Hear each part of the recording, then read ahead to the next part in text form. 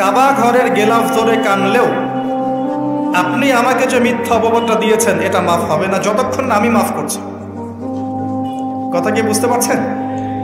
মনে করেন আপনি আমাকে মিথ্যা একটা অপবাদ দিয়েছেন এবং ধুয়ে রেখে দিয়েছেন একদম মিথ্যা অপবাদ দিয়ে। যতক্ষণ আমি আপনাকে মাফ না করছি, কাবা ঘরে গিয়ে গেলাফ ধরে কান্নাকাটি করলো এই পাপ মাফ হবে না ইনশাআল্লাহ।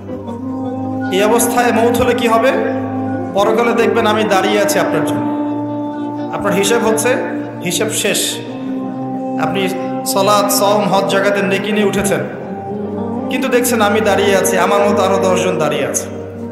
ওই 10 জনকে আপনি গালি দিয়েছিলেন, অপবাদ দিয়েছিলেন, তাদের গীবত করেছিলেন, তাদের সম্পদ ও সম্মানের হানি করেছিলেন। এখন কিয়ামতের মাঠে আপনার নেকি দিয়ে এই ঋণ শোধ করতে হবে, অন্য কোনো অপশন নাই। আর যদি নেকি শেষ হয়ে যায় তখন কি হবে? তখন আমার আমলনামা থেকে কিছু গুনাহ আপনাকে নিতে হবে। আল্লাহ পাক ন্যায় বিচারক। আল্লাহ পাক শুধু গফুর রহিম নন, আল্লাহ পাক শুধু পরম করুণাময় অসীম দয়ালুই নন, বরং তিনি হচ্ছেন ন্যায় বিচারক। ন্যায়